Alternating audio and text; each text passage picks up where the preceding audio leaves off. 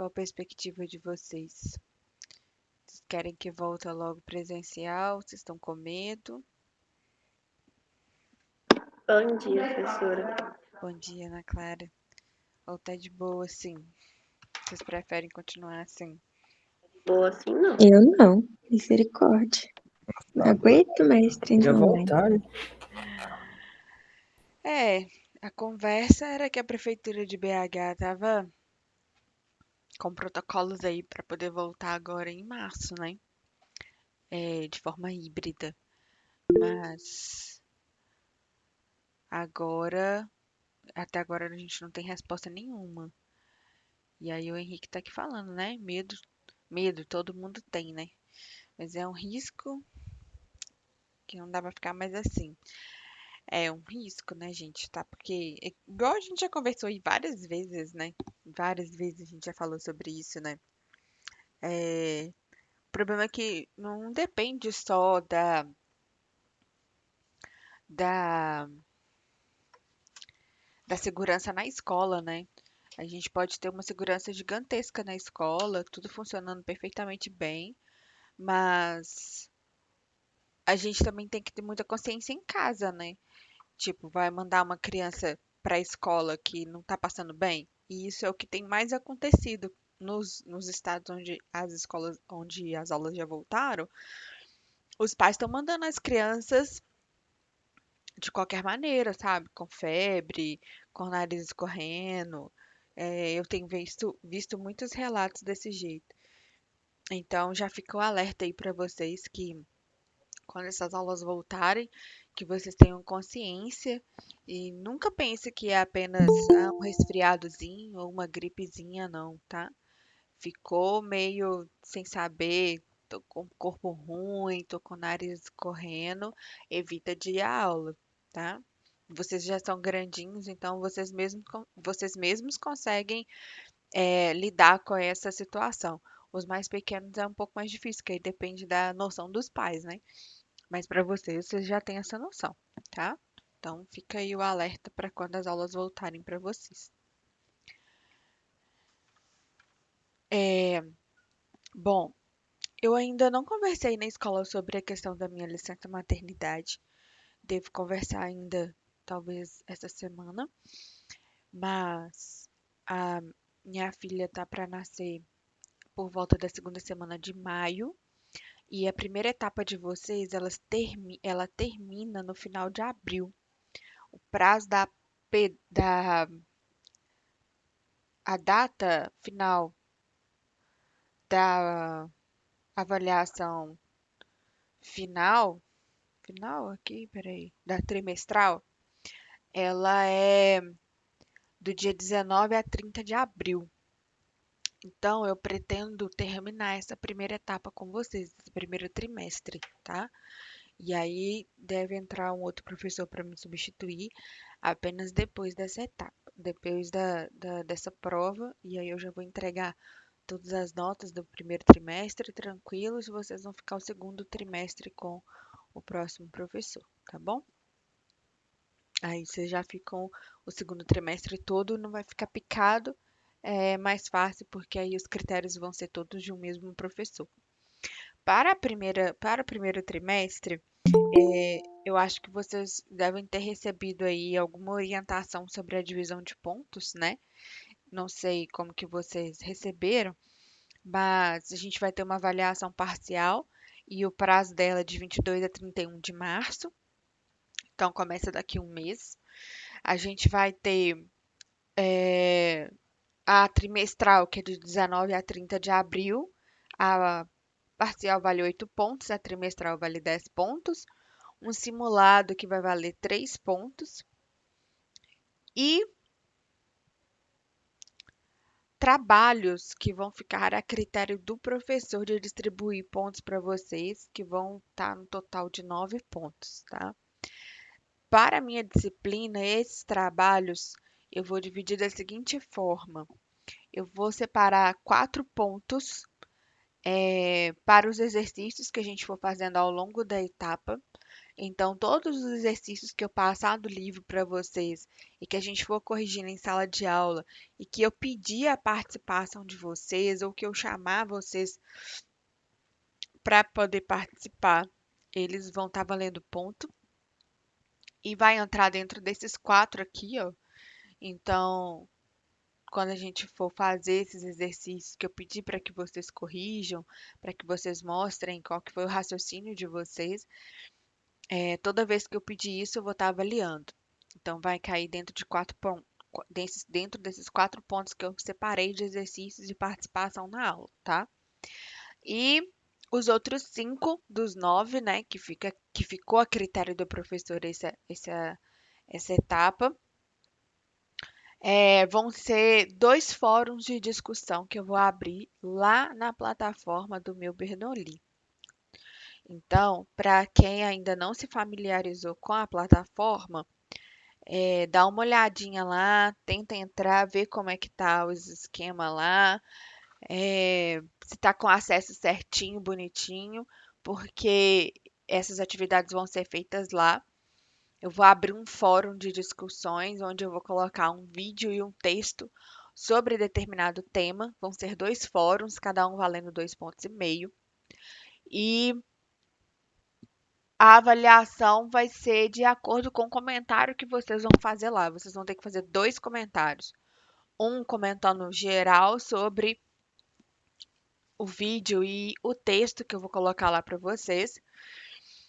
Então, vocês vão fazer um comentário geral, sempre relacionado à disciplina, sempre relacionado à questão que tiver envolvido o tema da publicação que eu for fazer lá.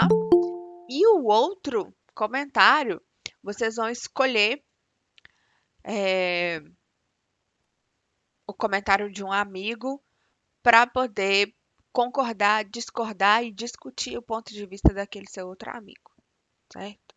Então, por exemplo, coloquei lá o fórum de discussões, foi aberto, e aí coloquei lá um texto, sei lá, sobre meio ambiente, sobre, deixa eu pensar aqui, sobre a indústria de energia renovável. Aí, beleza. Aí a Ana Luísa foi a primeira que foi lá comentar. Aí ela vai ler o texto e vai fazer uma resenha sobre o vídeo e sobre o texto que eu vou colocar. Como ela foi a primeira, ela não vai ter nenhum outro comentário para poder falar por cima dele. Logo, ela vai ter que esperar os próximos comentários. Então, ela comentou, volta lá outro dia para poder ver quais foram os outros. Aí o Henrique foi, chegou, fez o comentário dele, o comentário da Ana Luísa já estava lá. Fez a resenha dele relacionado ao tema, mas o comentário da Ana já estava lá. E ele vai lá e comenta sobre o comentário da Ana, sobre a resenha que a Ana fez, concordando, discordando, certo? Sempre cada um com seu ponto de vista, tá, gente?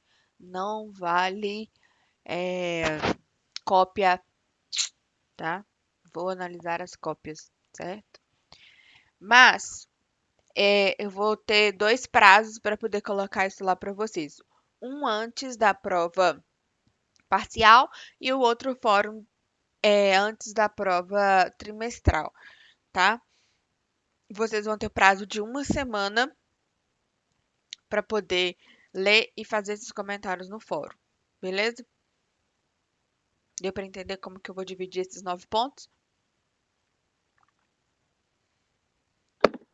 Deu. Eu consegui, pelo menos. Só que uma coisa, professora, não sei se é só eu, mas por enquanto a gente não tá tendo acesso ao Bernoulli. Tá, Eu também não terminou. isso que eu preciso saber disso. Então, vou anotar aqui para eu poder perguntar ao pessoal da escola. Na verdade, eu acho que vocês vão ter acesso depois que comprarem os livros, né? Como é que tá o andamento dos livros? Tô com os livros, mas eles não mandaram mensagem falando sobre o link de acesso, o login, não falaram nada, né? Beleza, eu vou cobrar isso da escola e falo para vocês na próxima aula, tá?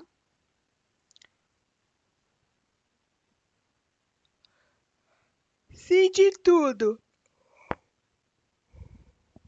a gente não conseguir usar na plataforma Meu Bernoulli, porque talvez vocês não vão conseguir acesso, eu vou tentar arrumar outra forma da gente fazer esse fórum de discussões, tá? Aí vocês vão me relatando e vão me falando se vocês estão com acesso ou não, para eu saber como que a quantas anda, tá?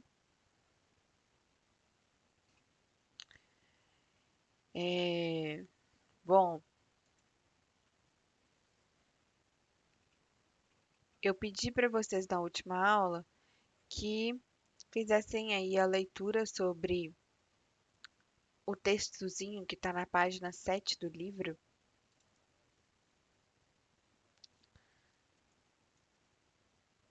Vamos compartilhar. A gente tinha feito na aula, você tinha. Depois eu pedi para vocês fazerem uma pequena pesquisa sobre esses dois gases que estão sendo ditos, né?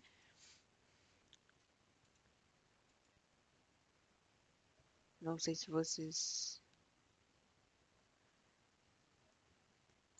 lembraram, né? Mas era sobre esse textinho aqui, ó. Que tá falando sobre gases sanitizantes. E aí falando um pouco do O3, que é o ozônio, e o H2O2, que é o peróxido de hidrogênio. E aí, alguém pesquisou alguma coisa para poder falar com a gente sobre esses gases? Eu pesquisei. Então, Eu pode falar. também. Quem quiser falar, fica à vontade. Quer falar, Ana? Pode começar se quiser. Se você quiser, pode falar. Não, deixa eu dar uma olhada aqui.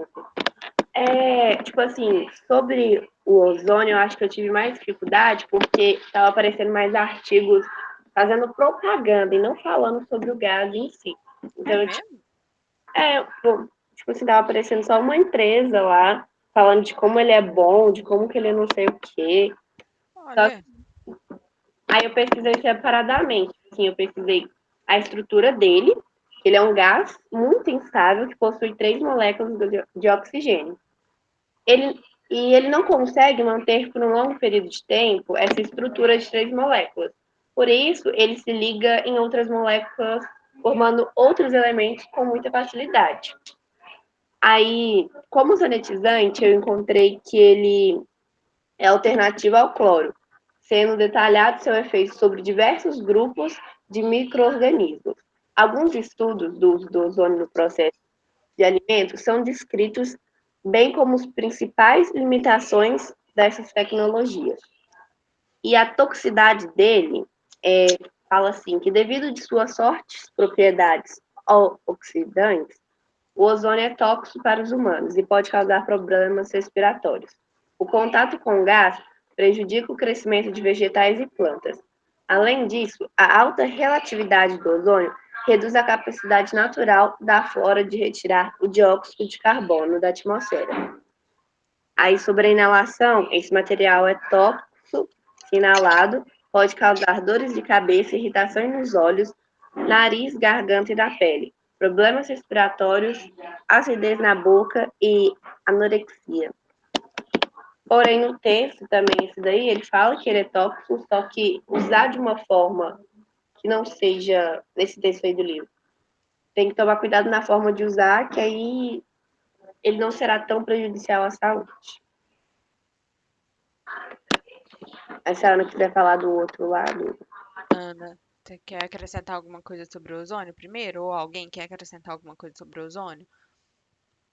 As coisas que eu achei foram as mesmas que ela falou. Assim. Então, você fala pra gente sobre o outro gás? Professora, Oi. não, só queria deixar claro que eu estou prestando atenção na aula, beleza? Ok. Obrigada, Gabriel. Pode falar sobre o peróxido, Ana. Aí eu pesquisei e eu vou ler o que eu escrevi aqui.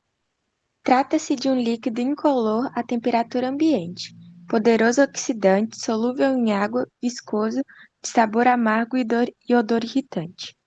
Em solução aquosa, é conhecido comercialmente como água oxigenada, que pode ser produzida a partir da reação de qualquer peróxido com a água ou ácidos diluídos.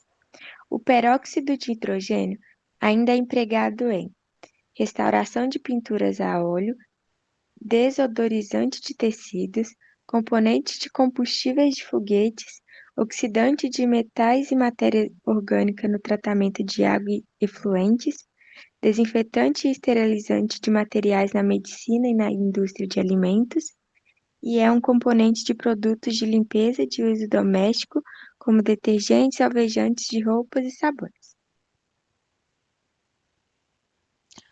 Você achou algum problema para a saúde relacionado ao uso do peróxido? Não, isso eu não vi não. Não tô lembrando. Beleza. Na hora que eu tava lendo, eu sei que comentaram, só que, tipo assim, não falaram por quê. A única coisa que eu, tipo assim, ouvi é que ele se decompõe muito fácil no ar e na água. Então ele é uma ótima alternativa para o meio ambiente, tudo. Só que você tem que usar com moderação, porque se você extrapolar, ele pode fazer mal. Agora, mal ao quê? Eu não sei. Não. Entendi. Mais alguém, gente? Para acrescentar alguma coisa?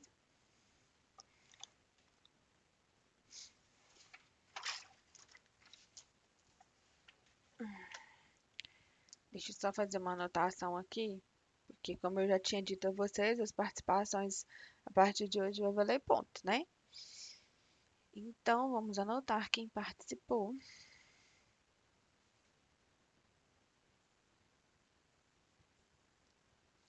Ana Luísa, Ana Clara e Raquel. Bom, gente, a questão aqui é por que que eu pedi para vocês olharem sobre esses dois gases? Primeiro, a questão do ozônio é uma questão muito importante, né? Porque a gente sempre pensa no ozônio estratosférico, que é o ozônio que está lá na camada de ozônio e que é super, hiper, mega importante para a vida na Terra, né? É, E outra questão é o ozônio troposférico, que é esse usado como sanitizante, que é o que vai estar aqui mais próximo da gente. O ozônio, ele é um gás tido como poluente para a gente. Então, lá na estratosfera, lá na camada de ozônio, ele é excelente. Porém, aqui, ele é poluente, porque ele causa problemas seríssimos de saúde, né? Ele é produzido naturalmente na troposfera.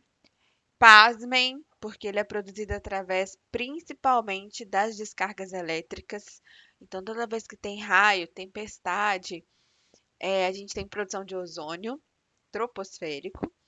E aí, esse ozônio troposférico, que ele é criado naturalmente na troposfera, ele é monitorado. Se vocês olharem na Fundação Estadual de Meio Ambiente, que é a FEAM, aqui em Minas, o ozônio é um dos gases que eles monitoram para saber como que está a qualidade do ar.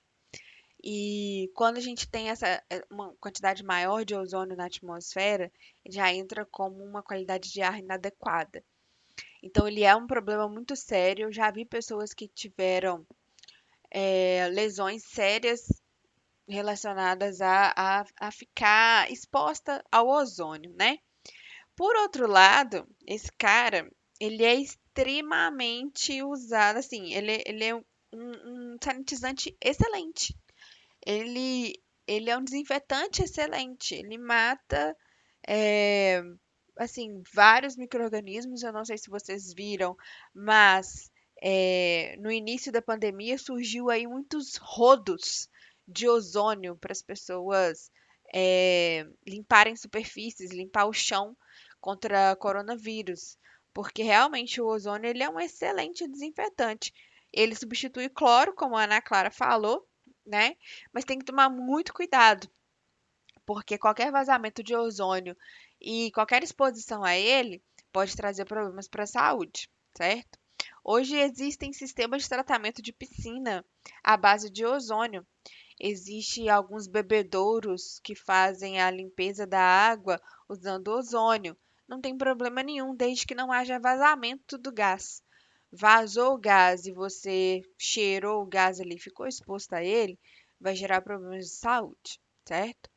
O outro gás, que é mais conhecido por nós como água oxigenada, é praticamente sem, sem nenhum tipo de problema à saúde. Igual a Raquel falou, é claro que em excesso ele pode criar problemas. Por que que ele pode criar problemas? Não sei se vocês já perceberam, mas toda vez que a gente vê água oxigenada para vender na farmácia, é sempre num frasco âmbar. E nunca pode ser um frasco transparente, porque a água oxigenada, ela vai reagir ao longo do tempo e naturalmente ela passa por uma reação de decomposição. Como é H2O2, ela se decompõe em hidrogênio e oxigênio. Hidrogênio não, desculpa. Em água e oxigênio, H2O e oxigênio. O oxigênio é comburente, então ele pode pegar fogo com muita facilidade. Então, o excesso do uso talvez esteja relacionado a problemas a isso. Porque quando libera muito oxigênio, quanto maior o volume de água oxigenada, não sei se vocês já compraram o potinho, mas sempre vem escrito lá 30 volumes, 10 volumes, 50 volumes. Quanto maior o número de volumes de água oxigenada, quer dizer que está liberando mais oxigênio na hora que você abrir, né? Então, e ela é utilizada para muitas coisas, principalmente para desinfecção de machucado. Não sei se vocês já viram ou se a mãe de vocês já usou em algum machucado de vocês, mas é um excelente desinfetante por causa disso. Ela sempre foi muito usada em machucados, porque como ela libera oxigênio, ela mata toda a bactéria anaeróbia que tem ali dentro do machucado. Então, por isso, é um excelente gás, né? Na verdade, a gente compra ela líquida e depois da reação de decomposição dela, ela libera oxigênio e água. E aí o oxigênio mata esses micro-organismos. Então, assim, é barato, é bem mais acessível, o ozônio é menos acessível, mas são dois gases que são muito bons de serem utilizados como sanitizantes, né? Nesses tempos que a gente precisa de ter aí essa questão de limpar muito bem as superfícies, certo? Tudo bem? Alguém quer perguntar alguma coisa? Alguma dúvida? Na minha pesquisa do ozônio, estava falando que ele ajudava na oxigenação dos tecidos e que ele ajudava no tratamento de doenças crônicas. Como que, tipo, se ele ajuda, se ele pode fazer tanto mal? Olha, Raquel, meninas que pesquisaram, vocês leram alguma coisa relacionada a isso? As doenças crônicas eu não vi nada, não. Também não. Hum. Ô, Raquel, eu posso dar uma olhada para ver se tem alguma pesquisa relacionada a isso, mas eu nunca ouvi algum bem dele para a saúde, não. É, tipo assim, eu lembro que numa fase aí da Ou pandemia, a seja, você não galera. sabe, né, professora? Oi? Confundi Ou peridox. seja, você não sabe, né, professora? Desculpa, o Gabriel, fala de novo, por favor. Ou seja, você não sabe, né? Não que eu não saiba, eu não quis dizer isso. Ah, bom, Acontece que achei eu não estranho. sei muitas coisas. De todo o conhecimento que eu tenho relacionado ao ozônio, eu nunca ouvi dizer que ele era utilizado nesse tratamento. Só durante essa pandemia que a gente viu o pessoal falando para poder usar ozônio, né, no ânus, para poder fazer o tratamento de Covid. Eu, Eu sinceramente, não tava não sabendo disso, entendi. não. Eu não tava sabendo disso, não. Essas são desligados. Usar na onde? É, isso aí mesmo. O Nesse que que lugar tem aí. a ver? É bom que mata as lombrigas aí. Mata tudo que tiver ali, né? Tá até É, mas mata você. Pode falar, né, Clara? indo com o peridox, não, por causa que ele eu vi, que ele. Não, na verdade, deixa eu ver se. Não, era. Só que eu. Não, o pior que eu achei, tipo assim, eu conferi, só que eu achei no site Tua Saúde. Mas eu não sei se é um site confiável ou não, então. Vou dar uma conferida aqui pra ver se eu acho alguma coisa. É porque o ozônio ele estimula a produção dos glóbulos brancos. Aí por isso que ele é eficaz contra algumas doenças. Mas não é bem ele que é eficaz, é mais o seu corpo. Por causa dos glóbulos brancos, que aí eles lutam contra as doenças. É mais ou menos isso. Entendi. É... Peraí, ele é usado contra o que que você tinha visto, Raquel? Contra doenças crônicas. Deixa eu ver se eu acho alguma coisa aqui. Nesse Oi? texto que tá no livro, fala sobre doenças crônicas, mas fala que, tipo assim, ele sanitiza principalmente para as pessoas que têm doenças crônicas, que são normalmente respiratórias. Então, assim, não sei se é isso. Não tem algumas coisas aqui mesmo falando sobre isso. Deve ser utilizada em pequenas doses, né, gente? Aí depende do tanto que você é submetido. Ele está falando aqui sobre ozonioterapia, algumas doenças graves. Realmente tem algumas pesquisas relacionadas a essa área mesmo. Testes que eles devem estar fazendo, então, muita coisa aqui relacionada. Então, pode ser que sim, que ele esteja sendo usado em doses terapêuticas, né? Aí a gente tem que entender a diferença entre uma dose terapêutica utilizada para para essa questão das doenças, né? E é, sem controle, né? O problema é usar sem controle, tipo um vazamento de ozônio, onde vai ter uma concentração alta de ozônio, vai trazer mal. Mas durante um tratamento, provavelmente a quantidade ali, a concentração ali vai ser controlada, né? E aí tá controlado, tá tudo certo. Doses terapêuticas deve ser possível. Então deve ter sido isso, Raquel, que você deve ter visto, tá? Mas, Professora, sim, algumas vezes que eu fui no salão, vou falar de cabelo cacheado, né? Porque eu tenho cabelo cacheado. Mas, tipo assim, e aí fui cortar o cabelo, hidratar, não sei o quê. E aí a mulher pegou e falou assim: a gente tem um negócio que chegou por agora, e eu não lembro o nome direito, mas eu lembro que tinha ozônio, é um vapor de ozônio, sabe? Aí eu tô assim, nossa, que legal, que bacana, inovador, esse trem que queimou na minha cabeça, que bacana, não tá machucando não, viu? Relaxa aí. Na verdade, tava machucando sim. Eu falei, moça, esse trem tá machucando minha cabeça. Aí ela falou, não, deve ser um pouquinho de... Diz ela que tinha colocado um olhinho, tipo aqueles óleos que é, tipo menta, sabe? Ela falou assim que era tipo um óleo mais ou menos tipo menta, que ardia mesmo. Falei, tá, mas tá machucando só um pouquinho. Será que tem como você dar uma melhorada? Minha cabeça tá... entendi. Tem mais alguma coisa? Não sei se trem? Porque E- tá difícil. Aí ela tá assim, ô Duda, não. Aí eu, mas por que esse trem serve? Aí ela, não, isso aqui é inovador pra gente. Acabou de chegar. Ela Isso não é sabia bom, nem você o vai ver uso a do diferença. negócio. Não sabia. E o trem, professora, ardia minha cabeça. Eu achei que ia ficar careca. Eu falei, você tem que me deixar careca. E ela não sabia o que tinha. Diz ela que era ozônio e sei lá o que. Eu só lembro que eu tava masticando minha cabeça e eu não aguentava. Não sei se eu regaçava a mulher porque eu pedia pra parar de mexer no meu cabelo, ela não parava. Se eu saía daquele trem chorando. Oh, mas eu realmente achei que ia ficar careca com aquele trem. Você sabe pra que eu esqueci. É o vapor de ozônio que eles falam. Uhum. Você sabe pra Vou, que ele serve? vou te contar uma história para poder te explicar isso aí. Mas antes, deixa eu dar bom dia para Mércia. Bom dia, Mércia, tudo bem? Ei, professora Ariane, bom dia, tudo bem com você? Tudo bem, e você? Graças a Deus, tudo em paz. Bom dia, segunda série, tudo bem com vocês? Bom dia, tudo jóia. Bom dia.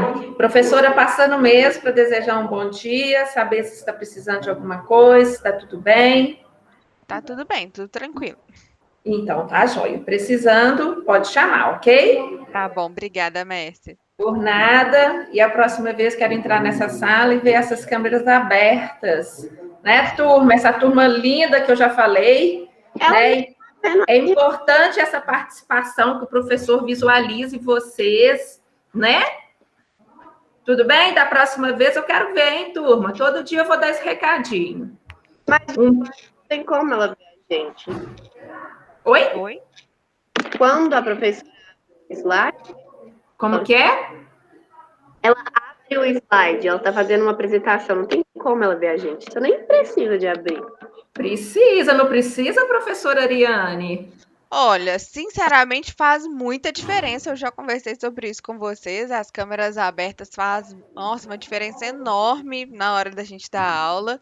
E assim, igual agora que eu tava compartilhando a tela, né? Eu posso escolher se eu tô olhando para a tela que eu tô compartilhando ou se eu tô escolhendo olhar as câmeras de vocês, né?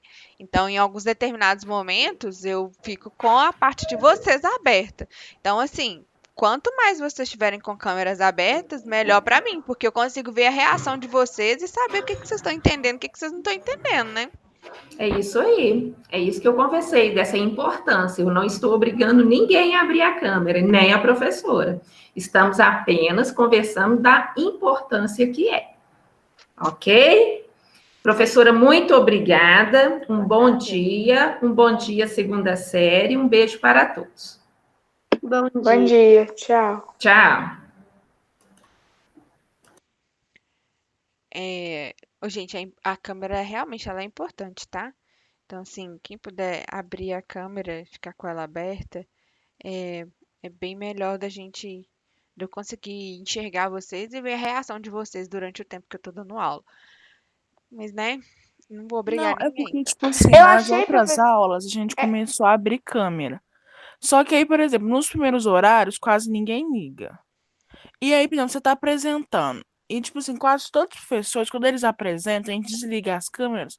E vamos supor, você tá aqui na tela do livro. Aí a gente acredita que você não consegue ver a gente. A gente vai com a câmera ligada pra quê? Então a gente desliga.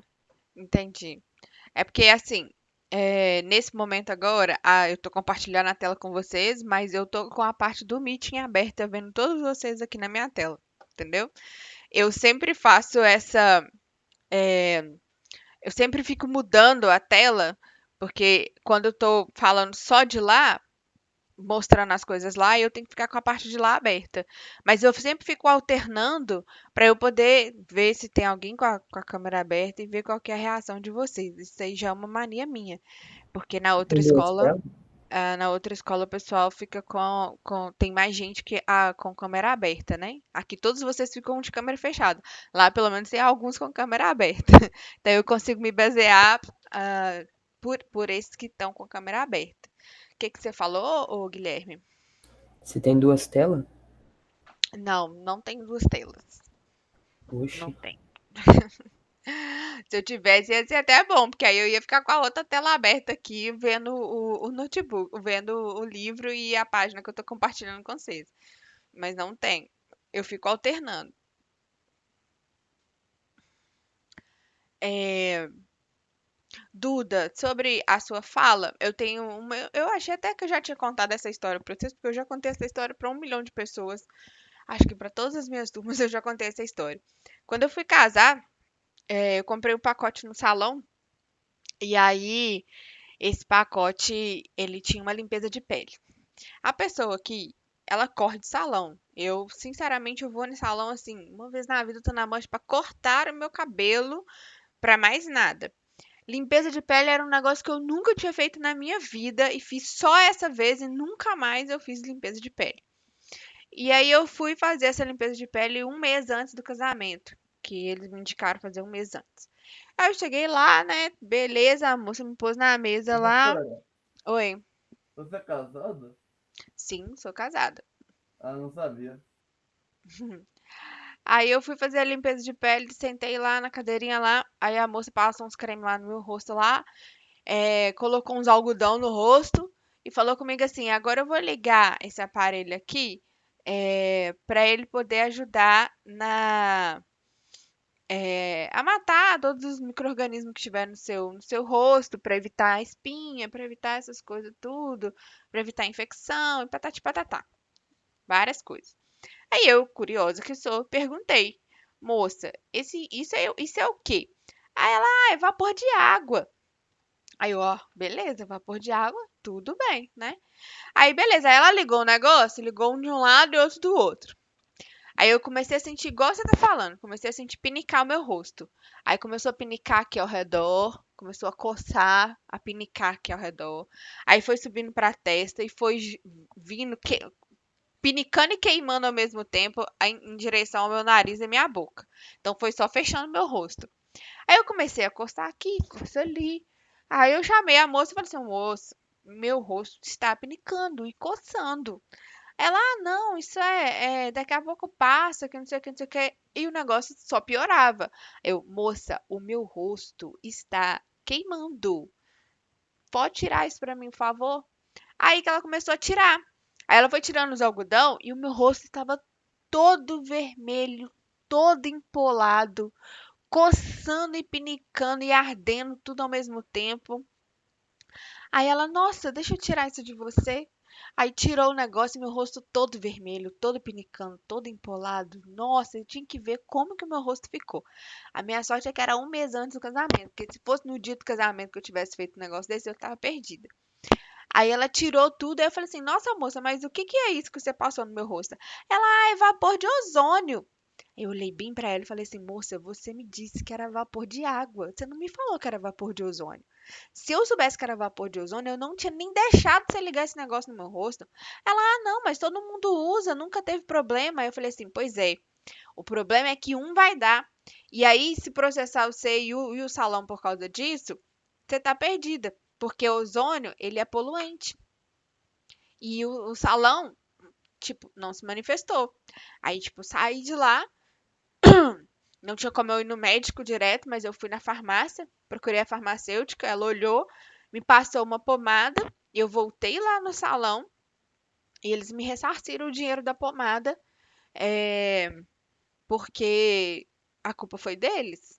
Então, tipo assim, ela falou pra mim que esse uso do ozônio era para poder limpar a pele, para poder matar qualquer tipo de micro-organismo que tivesse ali, porque se algum poro da nossa pele fica aberto, fica exposto ao tempo e entra algum micro-organismo, ele pode causar infecção, né? Então, assim, tem vários motivos para a gente ter espinha, acne no rosto, cravo e tudo mais, né? Um deles é a gente entupir o poro com algum tipo de sujeira e ter a entrada de algum micro-organismo e ele se desenvolver na nossa pele.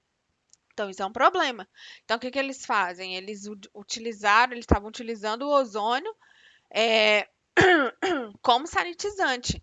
Só que o problema é que o limite de uso para cada pessoa é diferente. Então, tipo assim, depende muito de qual que é a sua sensibilidade àquilo ali. Então, tem que tomar muito cuidado. Esses tipos de gases, esses tipos de substâncias, por exemplo, formol é outro que hoje é proibido, mas em alguns salões ainda é utilizado. Tem um limite muito baixo de tolerância para o nosso organismo. E as pessoas elas não se preocupam com isso. Então, toda vez que vocês forem em algum lugar e que vocês ouvirem sobre esses determinados gases ou tá querendo colocar alguma coisa inovadora no seu rosto, aí você pergunta, igual a Duda perguntou, para que que isso serve? E a pessoa começa a te enrolar, ela não sabe nem para que que o negócio serve, só é um produto inovador. Você fala, não, muito obrigada, eu não preciso disso.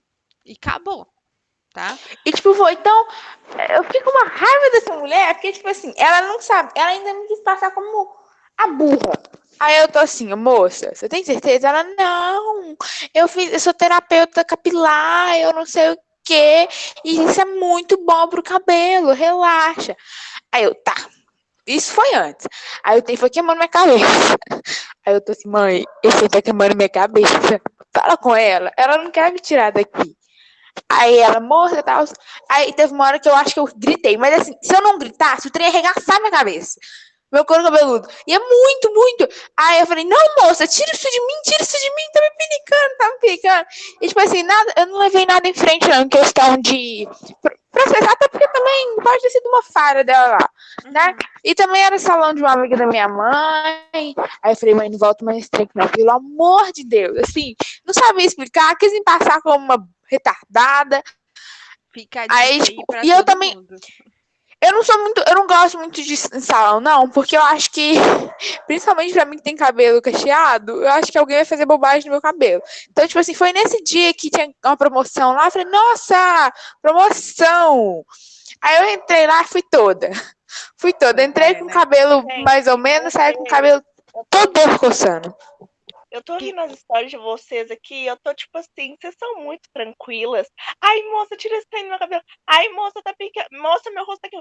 Gente, eu já tinha pirado. Eu falava, tira essa merda agora que eu não tô pedindo. O cabelo é meu, o rosto é meu, eu tô Ixi, mandando você tirar. Gente, gente do céu. eu já tinha, Nossa. assim, quebrado o pau no salão. Vocês são, assim, a serenidade. Tá doido. Nayara, a barraqueira.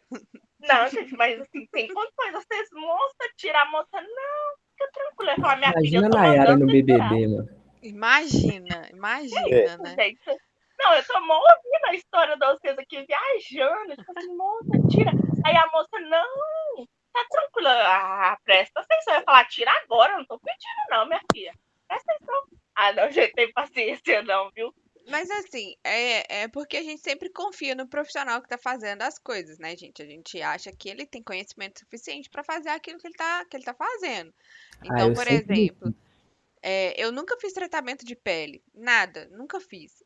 Quando eu engravidei agora, eu procurei a dermatologista, porque eu sabia que a gravidez traz manchas para a pele. Inclusive, já tem 2 manchinhas aqui, já que elas não existiam antes da gravidez. E aí ela me passou alguns produtos para poder utilizar durante a gravidez.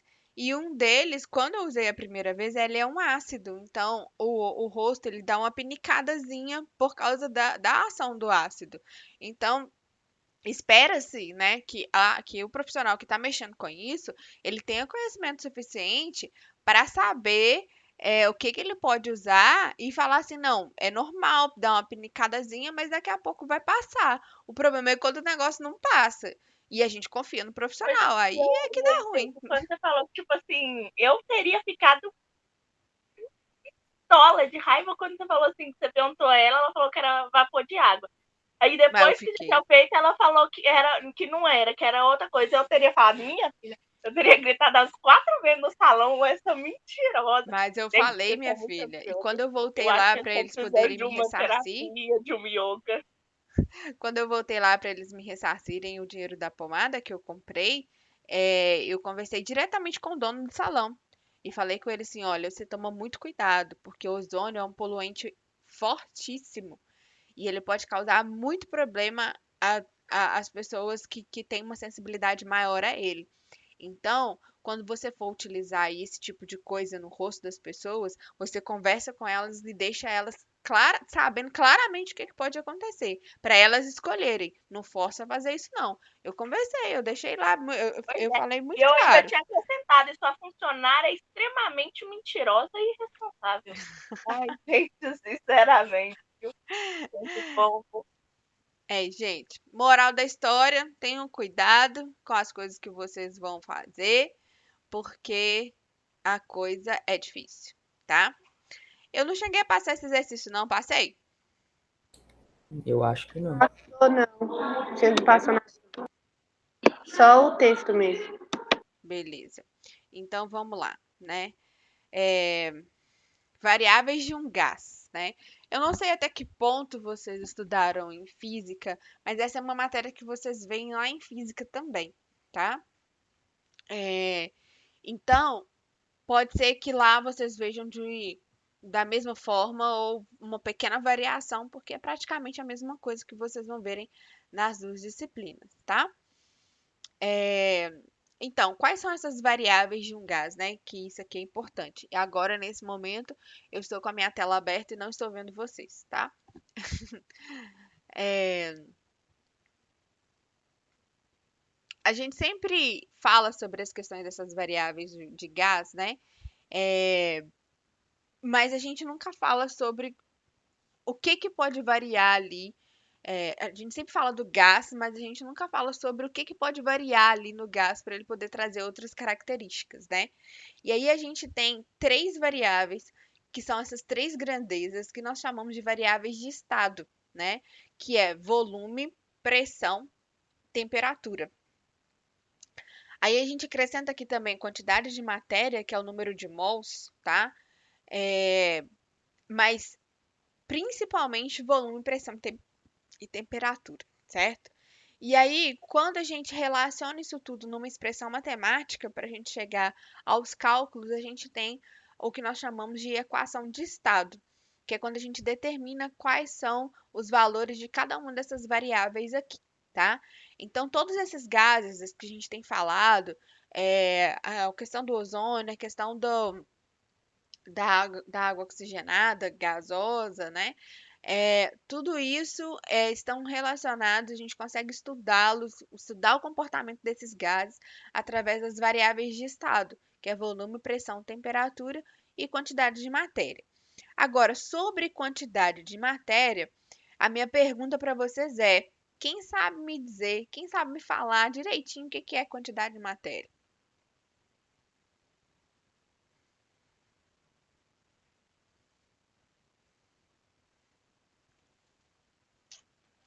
Saber o que é quantidade de matéria? Quantidade de matéria. Por que eu estou fazendo essa pergunta? Bom, essa semana é uma semana que vocês devem buscar as avaliações lá na escola. Esqueci o nome da avaliação. Como é que chama a avaliação? Diagnóstico. Diagnóstica. Isso aí, muito obrigada. As avaliações diagnósticas. E um dos pontos mais importantes dessa avaliação diagnóstica é essa questão da quantidade de matéria, que foi vista no finalzinho do ano, certo? Vocês já estavam totalmente dispersos, vocês já estavam totalmente ligando o botão das férias, né? E ainda faltava essa parte para a gente poder ver.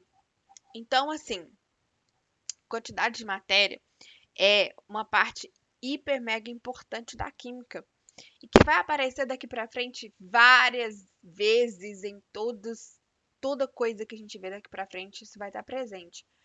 Logo, eu já deixo aqui uma observação para que vocês comecem a dar uma olhada nessa parte de quantidade de matéria, nessa parte de cálculo de número de mols, tá? Quantidade de matéria, gente, na verdade, ela é uma grandeza ou uma unidade de medida. Na verdade, o mol é a unidade de medida de quantidade de matéria, né? Então, se vocês olharem aqui, por exemplo, ó, eu tenho volume, pressão e temperatura. São as outras três variáveis de estado. Isso aqui são três grandezas. Essas grandezas, elas são medidas, né? A unidade de medida de cada uma delas. Volume, a gente mede usando litro, por exemplo, que é uma unidade de medida de volume. Pressão, a gente mede em atmosferas, unidade de medida de pressão. E temperatura, aqui no Brasil, a gente mede em graus Celsius, que é a unidade de medida de temperatura. Agora, quantidade de matéria, agora isso tudo aqui, volume, pressão e temperatura, você já tem noção do que é, porque é algo que vocês lidam desde quando vocês entraram na escola.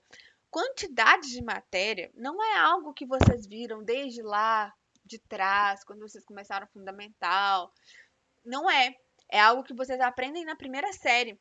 E é algo que eu tenho certeza absoluta que ficou com defasagem. Porque vocês não estavam preparados para receber essa matéria no final do ano passado, certo? O que é essa quantidade de matéria que a gente representa pela letra N? Quantidade de matéria é o número de átomos, de moléculas ou de íons que estão presentes numa determinada substância. Acontece que eu não consigo medir essa quantidade de matéria do jeito que eu meço o volume. Eu posso simplesmente pegar uma garrafa de 1 litro e medir um volume de água ali naquela garrafa de 1 litro. Eu posso simplesmente pegar as medidas daquilo que eu preciso de determinar o volume e calcular o volume daquilo.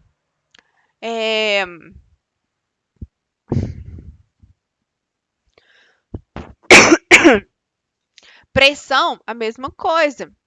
Temperatura, eu tenho termômetro, vou lá, coloco o termômetro e meço. Mas e quantidade de matéria? Átomo, íon e molécula são coisas muito pequenas. São coisas minúsculas, que a gente não consegue contar a olho nu. Não dá para a gente contar a olho nu. Então, a gente precisa de ter outro tipo de medida para poder auxiliar isso. E aí, a quantidade de matéria, ela vai ter uma unidade de medida que é o mol. Então, da mesma forma que o metro mede distância, que o litro mede volume, nós temos o mol, que mede quantidade de matéria, que é o número de átomos, moléculas e íons, certo? Aí é que tá um negócio sério. Porque é uma unidade de medida muito pequena, né? Então, o que eu sempre falo dessa questão dessa unidade de medida do mol é que pensem nele como se fosse uma quantidade de átomos, né? Então, por exemplo, se a gente pensar numa dúzia, uma dúzia são 12 itens. Uma dezena são 10 itens. Uma centena são 100 itens, né? E por aí vai. Um mol, ele equivale a 6,02 vezes 10 a 23 átomo, molécula ou íon. Depende daquilo que eu estou falando, tá? Esse número, gente, 6,02 vezes 10 a 23, ele tem um nome. Ele se chama constante de Avogadro. E ele é extremamente utilizado em muitas provas, principalmente porque essa parte da química é a parte mais conhecida por todos. Então, é a parte mais cobrada em várias provas que eu vejo, certo? Então, o número de Avogadro, ele é muito importante, porque um mol contém 6,02 vezes 10 a 23 itens. E nesse caso, os itens seriam átomo, molécula ou íon, depende daquilo que eu estou falando, certo? Então, quando a gente fala aqui sobre essas variáveis de estado e eu acrescento aqui quantidade de matéria, a gente está falando do número de átomos presentes naquela amostra de gás que eu estou estudando, certo? Ou no número de moléculas de gás presente naquela amostra que eu estou estudando, certo? E aí vocês têm que tomar muito cuidado, que é uma coisa, na verdade, que quem falou aqui, gente? A Ana Clara falou quando ela estava falando sobre o ozônio, para vocês não confundirem, certo? Átomo é uma coisa, molécula é outra, certo? Então, a Ana, quando ela estava falando sobre o ozônio, ela falou assim: o ozônio ele sofre decomposição e porque ele não é muito estável, então ele se divide em 3 moléculas. Não, ele se divide em 3 átomos, certo? O3 é a molécula. Então, a junção dos 3 átomos forma uma molécula. Quando ele sofre decomposição, ele perde um dos átomos e fica com uma molécula de 2 átomos e um livre. Essa molécula de 2 átomos é o gás oxigênio. Esse átomo livre de oxigênio, ele vai reagir com outros na destruição do ozônio, tá?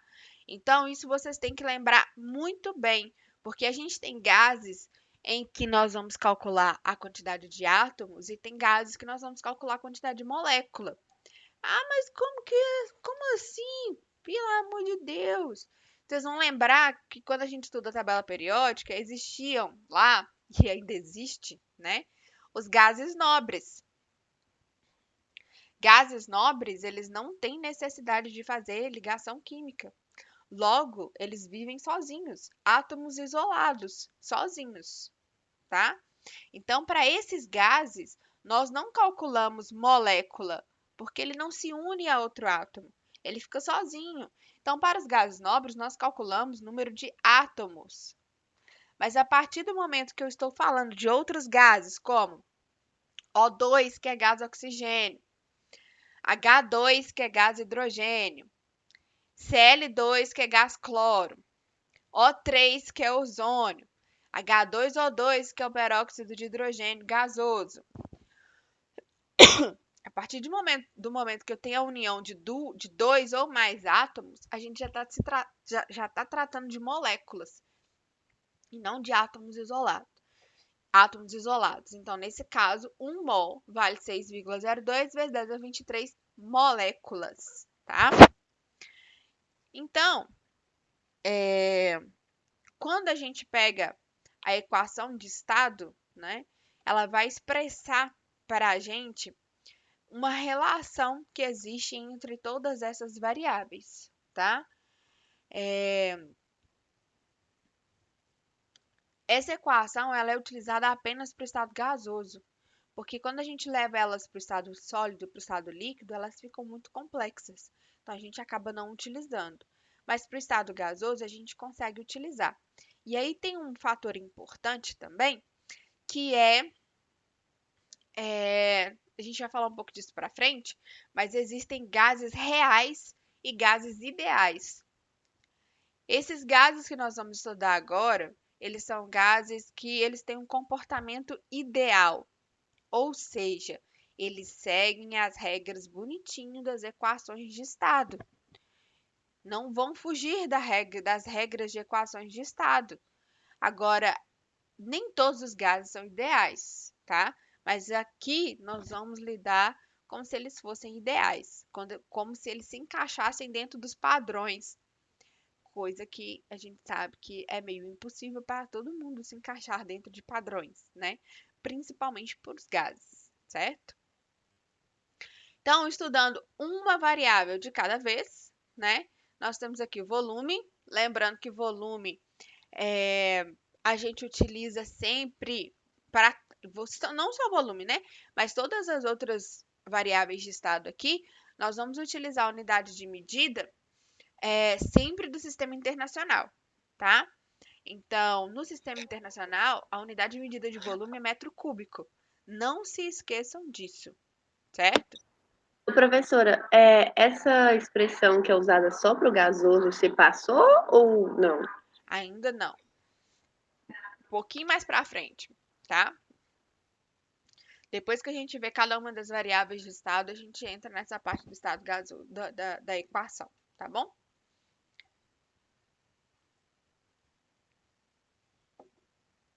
Então, o volume, a gente usa ele em metro cúbico, que é a unidade do SI, tá? Lembrando que volume é todo espaço interno que a gente tem dentro de um cubo que tem as arestas de 1 metro de comprimento. Então, pensa num cubo, as arestas aí seriam os lados, né? Altura, profundidade e largura de 1 metro em cada. Aí ali dentro eu tenho 1 metro cúbico, tá? Porque tá dentro de um cubo. Nossa, que nome, né? Nem tem muita imaginação. Então, 1 metro cúbico é a quantidade de líquido ou de gás que está contido dentro de um cubo com arestas de 1 metro de comprimento, tá? Mas a gente também usa o litro, decímetro cúbico, mililitro e centímetro cúbico, certo? Que é para deixar o negócio mais gostoso, para a gente saber que a gente precisa de fazer transformação de unidade de medida, tá? Essa relação aqui é extremamente importante, muito importante. Por que que essa daqui é importante? Porque essa daqui mostra pra gente todas as transformações que a gente pode fazer. 1 metro cúbico é igual a 1.000 litros, 1 litro é igual a 1.000 centímetros cúbicos, 1 ml é igual a 1 centímetro cúbico, 1 litro é igual a 1.000 ml e 1 litro é igual a 1 decímetro cúbico, tá? Isso é importante porque geralmente a gente sempre fala em litros ou ml. Então, a gente saber fazer essa transformação aqui é muito importante, tá? Essa daqui, ó, é uma das mais comuns que a gente vai fazer, que é 1 ml é igual a 1 centímetro cúbico, tá? Bom, sobre pressão. Pressão é uma unidade de medida que mede a força que está sendo aplicada numa determinada área, tá? Nós temos um monte de unidades de medida para poder calcular pressão, certo? No SI é o Pascal ou Newton por metro quadrado, tá? A gente chama Newton por metro quadrado de Pascal, porque fica mais fácil, tá? Não sei se vocês já viram, mas existem aí vários barômetros, tá? Barômetro é um instrumento de medida de pressão. que sempre vão fornecer a pressão em PA ou kPa, tá?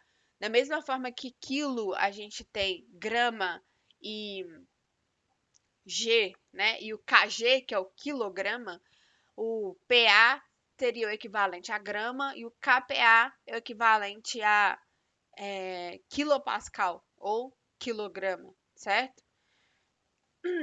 Geralmente a gente vai encontrar os medidores de pressão em kPa, tá? Mas além disso, a gente também usa o ATM, a gente também usa os milímetros de mercúrio, a gente também utiliza o bar e o Torricelli, que é o Thor. Esse Thor aqui não é o que vocês estão pensando, é outro Thor, tá? Tem um R a mais aqui, ó. Não tem um H também não, viu?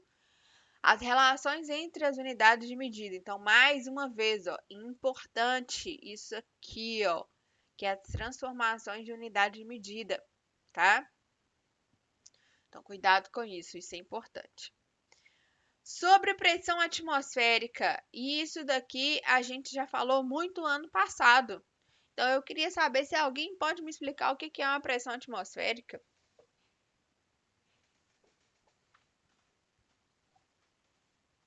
Ninguém, né? É tipo aquela pressão que pode afetar, tanto que os jogadores têm que ir lá um tempo antes para se acostumar, porque quanto mais próximo do nível do mar, maior a pressão, e quanto mais em cima, menor. Aí, tipo assim, quando tá muito em cima, a qualidade do ar, tipo assim, a quantidade também é menor. A pessoa pode ter problemas e tudo para poder se acostumar a respirar.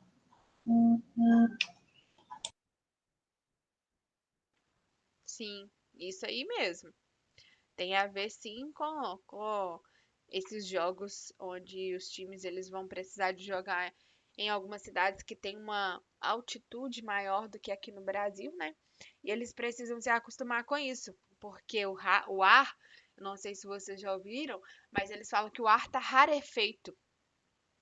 Ar rarefeito quer dizer que você tem menos moléculas dos gases que compõem o ar num local mais alto do que num local mais baixo, certo? A pressão atmosférica ela está relacionada com a coluna de ar que a gente tem acima da gente. Então, a nível de mar, é onde a gente tem a maior coluna de ar, né? Então, por isso a gente fala que é um ATM, tem uma atmosfera inteira de ar em cima da nossa cabeça, exercendo pressão, né? Porque eu não sei se vocês lembram das nossas discussões em relação à pressão atmosférica, mas uma das minhas perguntas sobre isso era se o ar tinha massa, né? E aí a gente chegou à conclusão de que o ar tem massa, né? Ele contém massa. E se ele tem massa, ele vai ter peso, certo? E aí todo esse peso que existe aqui sobre a gente, ele exerce uma força sobre a superfície da Terra e sobre nós. Então, todos nós somos moldados à pressão atmosférica. Isso quer dizer que se a gente muda a pressão atmosférica de uma forma muito brusca, pode ser que a gente perca a nossa Professora. forma. Alguém falou alguma coisa? Eu. Então, no caso, tipo assim, pressão que a atmosfera faz sobre a superfície, né? Praticamente isso. Pressão atmosférica é a força que a massa de ar exerce sobre a superfície da Terra. Se eu mudo a altitude, essa massa de ar muda de tamanho, muda de quantidade. Logo, a pressão também vai diminuir, certo? Então, olha só, que é esse desenho aqui que está sendo mostrado, ó. Belo Horizonte tem uma altitude de 900 metros. Bonito, de 315. Rio de Janeiro, de 0. Logo, a pressão no Rio de Janeiro ela é maior do que a pressão em Belo Horizonte. Aqui é uma atmosfera inteira, porque eu tenho uma coluna de gases aqui em cima muito maior do que a coluna de ar que tem aqui em Belo Horizonte. Então, por isso a pressão atmosférica em BH é um pouquinho menor do que no Rio de Janeiro. Vocês já devem ter percebido isso quando vocês viajam para a praia. O nosso ouvido ele é extremamente sensível a mudanças de pressão. Então, toda vez que a gente sente um estalinho no ouvido, parece que a gente fica meio surdo, é porque a pressão atmosférica está mudando. E aí, na hora que ela muda, o nosso ouvido é sensível a essas mudanças de pressão atmosférica. Aí você tem que ficar lá, abrindo a boca para poder ver se o ouvido volta ao normal, né? Por causa disso, tá? Outra coisa também que vocês precisam de pensar e de lembrar, não sei se vocês já fizeram algum mergulho na vida, mas o mergulho, toda vez que você abaixa e que você está muito para baixo, você tem que fazer força, apertar o nariz e fazer força para o ouvido não ficar. Você não ter dor de ouvido por causa da pressão da água, porque quando se faz mergulho, além da pressão atmosférica, que é a coluna de ar, você tem uma coluna de água, que pesa muito mais do que a pressão atmosférica. Logo, a pressão debaixo da água é muito maior, tá? Então, nos locais, porque aqui no livro está mostrando apenas os locais que estão acima do nível do mar, mas existem locais que estão abaixo do nível do mar. E esses que estão abaixo do nível do mar, eles vão ter uma pressão maior do que aqueles que estão a nível do mar, tá? Então, toda vez que a gente muda a altitude, a pressão atmosférica, consequentemente, também vai mudar, beleza? Você falou que, tipo assim, o ar, ele tem massa. Mas, por causa que pode ter uma coisa que esteja ocupando o mesmo espaço do ar. O que? Não. Não pode. Tipo Você assim, não ocupa. O lugar onde você está agora não é ocupado por ar. Ao seu redor tem ar, mas o local onde você está não é ocupado. Vou te dar um exemplo disso. E coloca, tipo, fica o ar dentro dele. Aquele negócio quando a gente pega um copo, aí coloca ele na água. Ah, não, mas na verdade, é isso meio que fala que não, né? Por causa que não entra água onde tem ar. Então, Exatamente. Exatamente. Eu vou dar um exemplo aqui que eu dei em outra sala, mas nem todo mundo tinha assistido o filme. Mas o filme é mais antigo, então eu não sei. Todo mundo aqui já assistiu Piratas do Caribe, A Maldição do Pérola Negra? Já.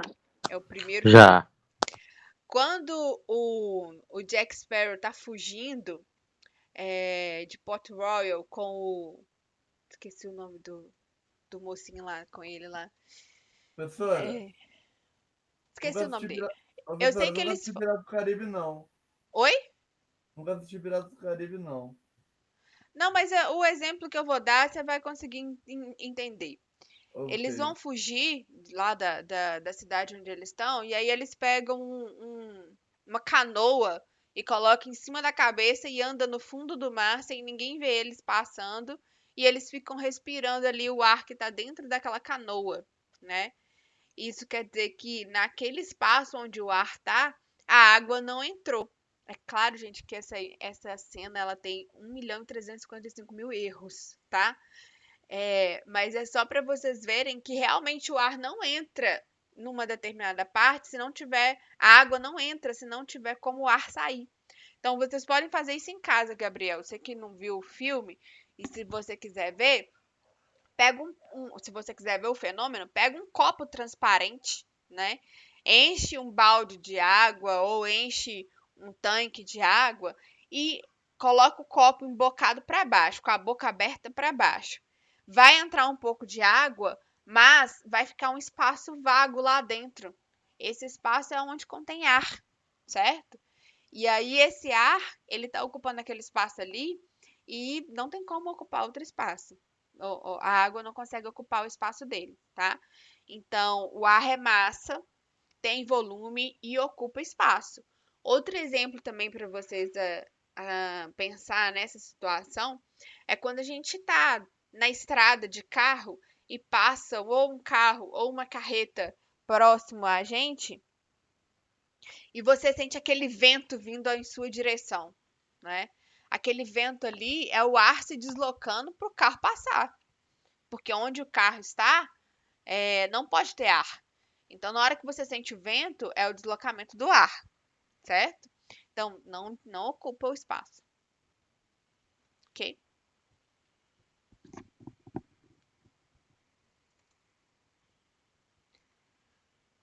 Aqui, gente, é um exemplo não, né? É o experimento que Torricelli fez para poder determinar a pressão atmosférica a nível do mar, né? O bonito do Torricelli foi lá, encheu uma coluna de mercúrio, encheu um vasinho aqui de mercúrio, estava na praia, né? Esperto ele, já foi fazer o experimento na praia, porque não é bobo, né? Colocou isso aqui lá na areia da praia e pegou esse tubo aqui que continha mercúrio e afundou dentro dessa baciazinha que também continha mercúrio. Só que esse tubo aqui era um tubo graduado. Então ele sabia qual que era a quantidade de mercúrio que tinha aqui. No caso, tinham 100 centímetros de mercúrio. E aí ele afundou isso aqui. Quando ele afundou, né, a pressão atmosférica empurrou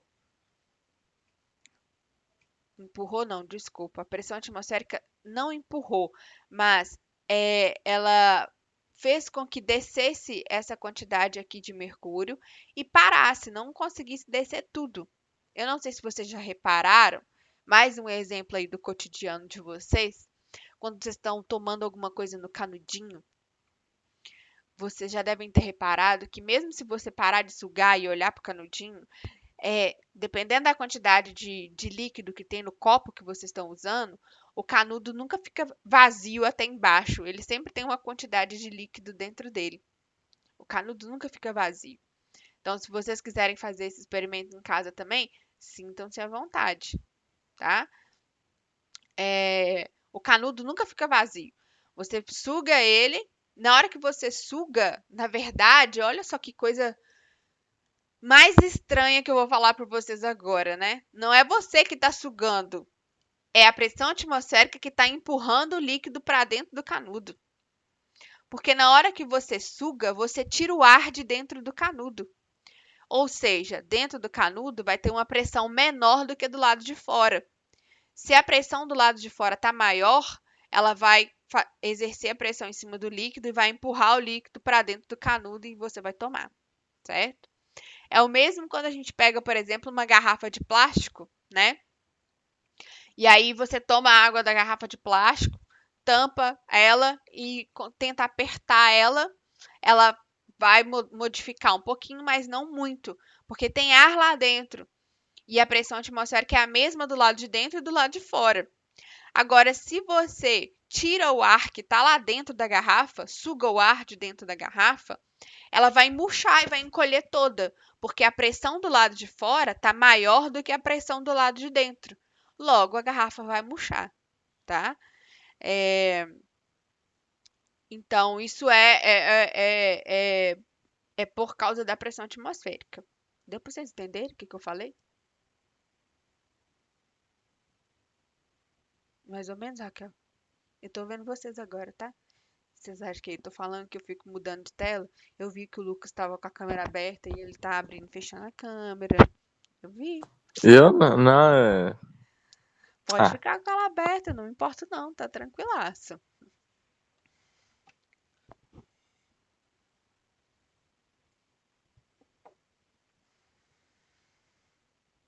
No caso, esse negócio que você estava falando sobre que ele foi na praia, é esse barômetro, não? Mas... Aí ele fez aqui, o que ele usou aqui, ó, é um medidor de pressão.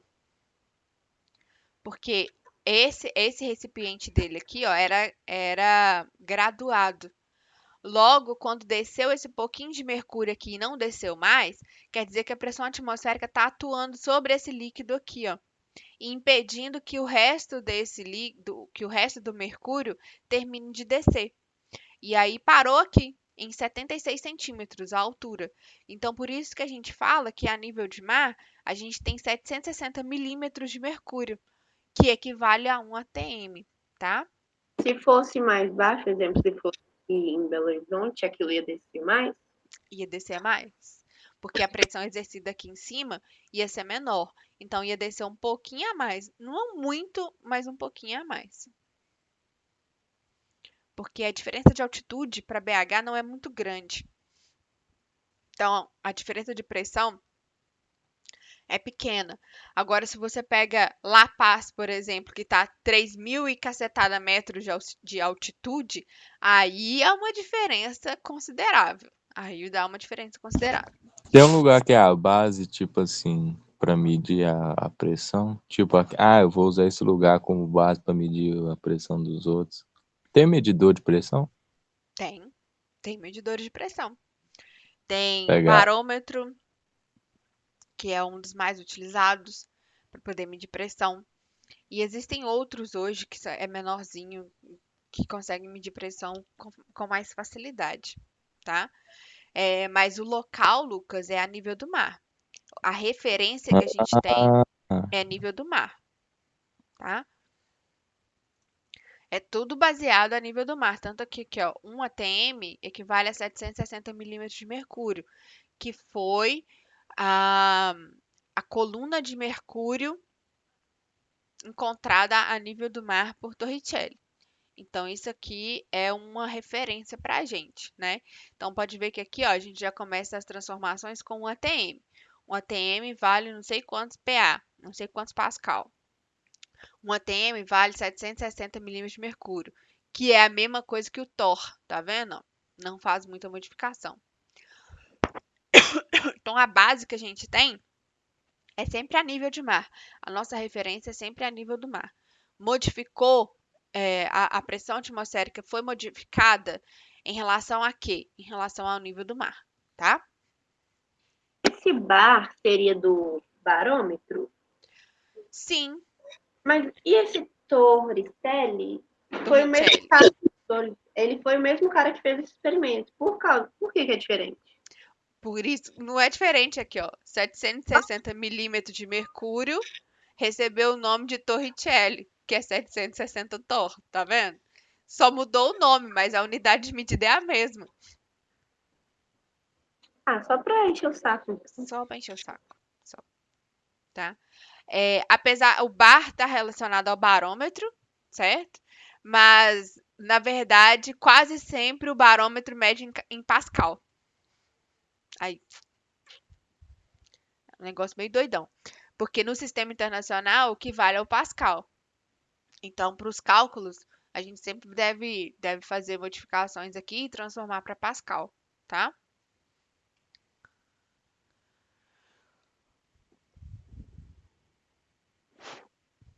Eu tenho manômetro também, ó. Esqueci o nome dele aqui, ó. Tá vendo? A pressão ela pode ser determinada por esses aparelhos propostos por Torricelli, desse jeito, ou no manômetro. O manômetro é um pouquinho diferente, ele é em forma de U. E também contém mercúrio, né? Que é isso aqui, ó. Você tem aqui o gás, né? E aqui você tem um pouquinho de mercúrio. Aí a gente tem essa diferença aqui, ó, que está aberta, a pressão atmosférica está atuando aqui em cima, certo? Então, a pressão do gás que está aqui dentro vai ser a soma da pressão atmosférica com essa diferença de altura aqui, ó. E aí, aqui continua aberto. E aqui tá vendo, ó, que tá igualzinho? Quando tá nesse ponto aqui, quer dizer que a pressão do gás é igual à pressão atmosférica, porque o tamanho da coluna aqui é igual, certo? Agora, quando a pressão atmosférica é maior do que a pressão do gás, vai aparecer isso aqui, ó. Vai ficar dessa forma. Isso quer dizer que a pressão do gás mais a pressão exercida aqui dessa altura aqui, né? Ela equivale à pressão atmosférica. Logo, a pressão atmosférica está maior do que a pressão do gás. Também é um jeito de medir a pressão, tá? Então, tá escrito aqui, ó, para vocês saberem, ó. Pressão do gás, que é o Pgás. PATM é a pressão atmosférica. E a pressão da coluna de mercúrio, que seria esse pedacinho mais escuro aqui, é o que nós chamamos de pH, tá? Então, na representação 1, a pressão do gás é maior do que a pressão atmosférica. Na representação 2, a pressão de ambos, pressão atmosférica e do gás, é a mesma. E na 3 aqui, a pressão atmosférica é maior do que a pressão do gás, tá? Aqui é um desenho, ó, de um manômetro.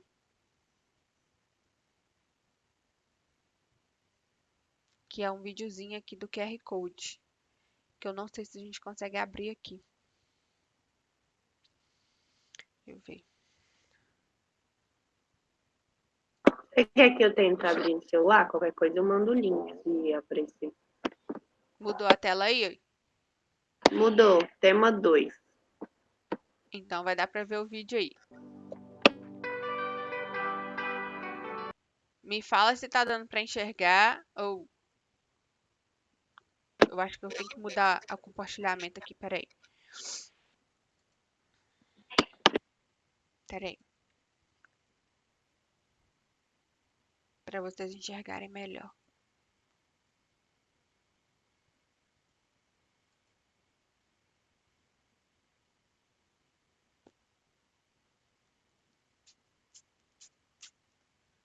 Espera um momento, por gentileza.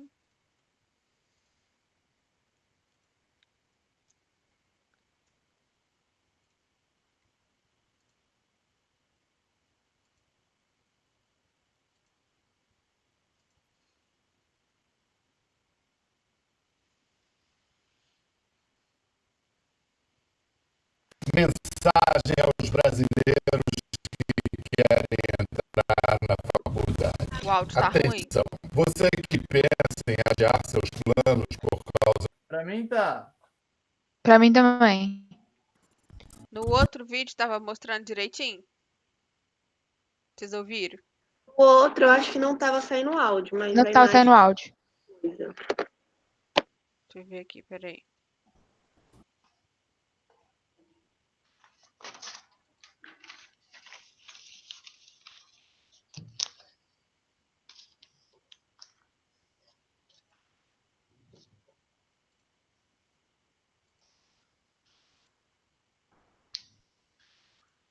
Eu acho que o outro não vai sair áudio. Vamos tentar nesse aqui mesmo? Qualquer coisa vocês abrem aí no celular, tá? Porque tá no livro aí de vocês.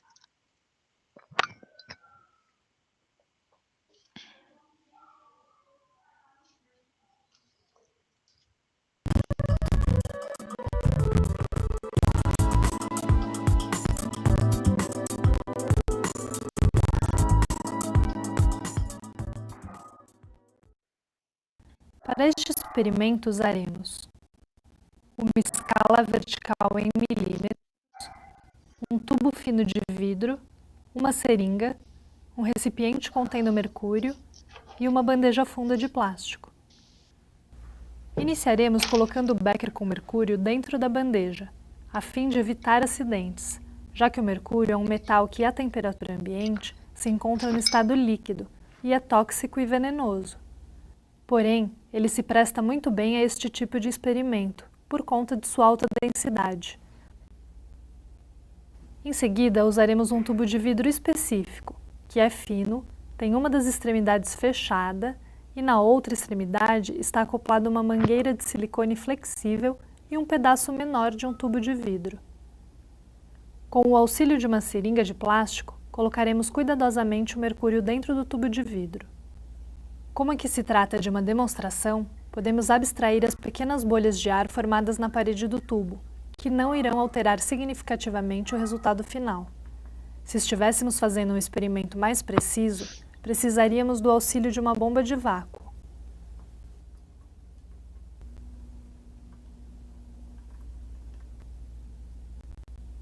Agora, com o tubo de vidro totalmente cheio,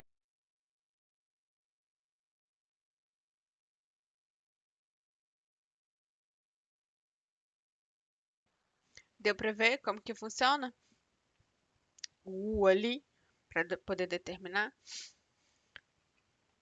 Beleza. Então vamos voltar lá no livro.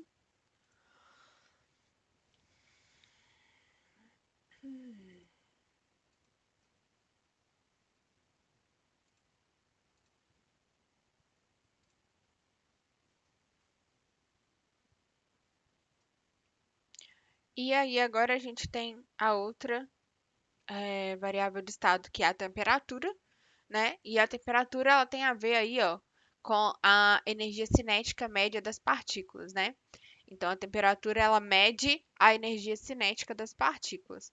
Quanto maior for a energia cinética, maior vai ser a temperatura, certo? Quanto maior for a temperatura, maior vai ser a velocidade de movimentação das partículas de massa m, caso a temperatura for medida em uma escala denominada Kelvin. Gente, no SI, a unidade de medida de temperatura é o Kelvin, tá? Não é o Celsius, viu? E aí a gente tem a formulazinha, né? Falando matematicamente, energia cinética é igual a uma constante vezes temperatura, meio vezes massa vezes essa movimentação ao quadrado, tá? Que a gente quase não usa essa relação aqui, viu, gente? Pode ficar aí tranquilos em relação a isso. Então, a gente tem aí a escala Celsius, a escala Kelvin e a escala Fahrenheit, tá? O Kelvin é usado principalmente nas regiões onde a gente tem uma temperatura muito baixa, porque, na verdade, o Kelvin, o 0 Kelvin, equivale a 273 graus Celsius, né? Não, acho que eu falei errado, peraí. O 0 Celsius equivale a 273 Kelvin, certo? Então, para a gente poder fazer essa transformação, né? A gente olha isso aqui, ó. Tá vendo? O 0 Kelvin é menos 273 graus Celsius. E o 0 Celsius é 273 Kelvin, tá? O Celsius, ele é baseado na temperatura de ebulição e fusão da água. O Lucas tinha me perguntado a questão da pressão, no que ela era baseada, né? E aqui a gente tem as duas escalas, a Kelvin e a Celsius. E a Celsius, ela está relacionada à temperatura de fusão e ebulição da água. E por isso muito utilizada aqui no Brasil, porque aqui no Brasil as nossas temperaturas são elevadas, né? A gente não tem, raramente a gente tem casos de alguma cidade que fez 0 grau no Brasil ou próximo a isso, né? A menos que seja forçado. Mas em outras cidades onde a gente tem temperaturas muito frias, né, eles acabam utilizando o Kelvin. O Kelvin é a escala que nós chamamos de escala absoluta, porque o 0 Kelvin é a temperatura em que não existe movimentação nenhuma das partículas, tá? Então, no 0 Kelvin está tudo parado, não existe movimentação, não existe energia cinética para poder movimentar partícula nenhuma. A partir do momento que a partícula começa a se movimentar, é porque a temperatura começou a subir. Então já tem energia cinética. No 0 Kelvin isso não existe. E não tem como conseguir 0 Kelvin naturalmente, tá? Só em alguns casos é que a gente conseguiu até hoje ter o 0 Kelvin forçadamente em alguns aparelhos, mas isso foi feito em laboratório, ok? Isso nunca foi de forma natural, não, tá? Então, para a transformação, a temperatura em Kelvin é igual à temperatura em Celsius mais 273, certo? Deixa eu ver quantas horas aqui. Tá faltando aí 6 minutos. Então, vocês vão fazer um dever de casa para mim. Vocês vão fazer a questão, esses aqui, ó. Exercício de aprendizagem da página 8.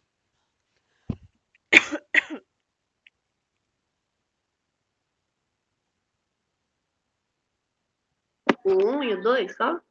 O 1 e o 2. E vão fazer o 3, que tá aqui embaixo, ó. Na página 11.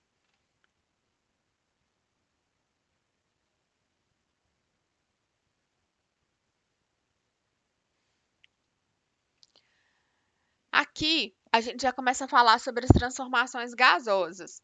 Então, além desse exercício de aprendizagem, vocês vão fazer para mim as anotações mais importantes em relação a essas transformações gasosas.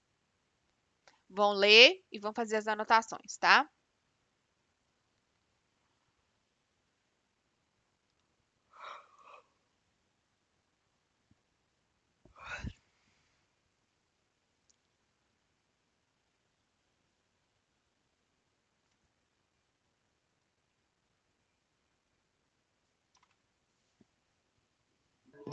Professora, é para fazer anotações de quê? Sobre o que você achar mais importante sobre as transformações gasosas, Tá bom. ok? Só adiantando aqui, para aproveitar esses 5 minutinhos que a gente tem aqui, que aliás eu devia fazer chamada.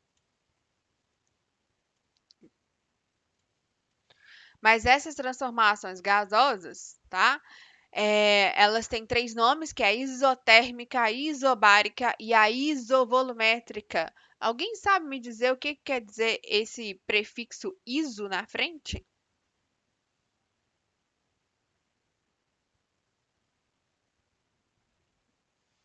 Ninguém conhece o prefixo iso? Sim, só tô lembrando.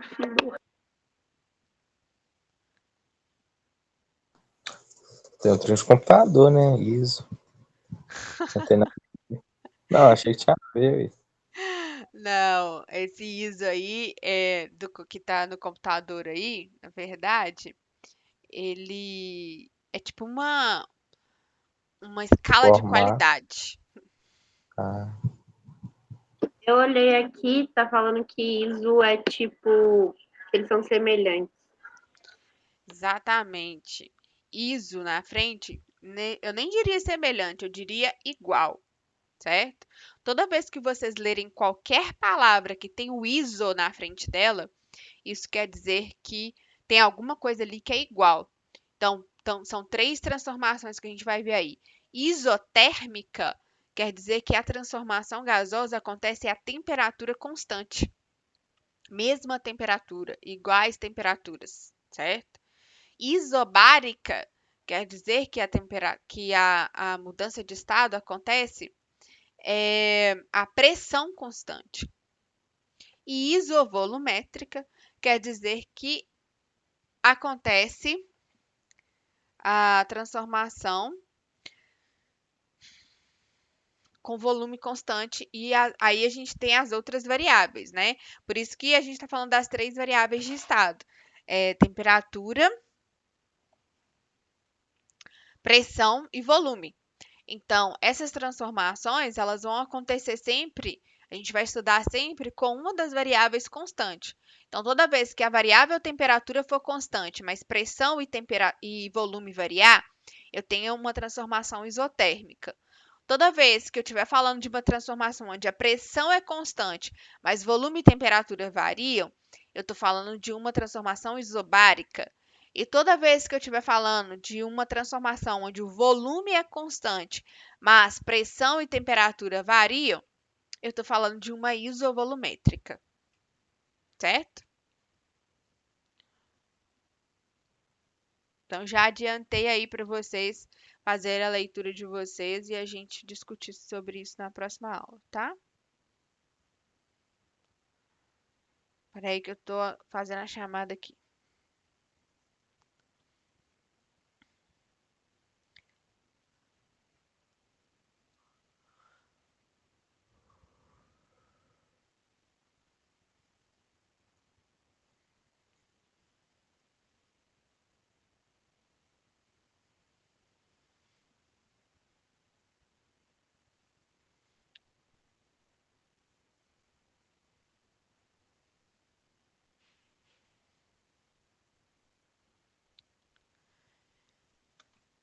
Então tá. Notadinha aí, gente? Sim. Então é isso, tá bom? Beijo para vocês. Até terça-feira que vem. Bom final de semana aí pra vocês. Boa semana e bom final de semana pra vocês. Ah, tá no começo ainda, Tá né? no começo ainda. Ah. Tchau, gente. Tchau. Com Deus. Tchau.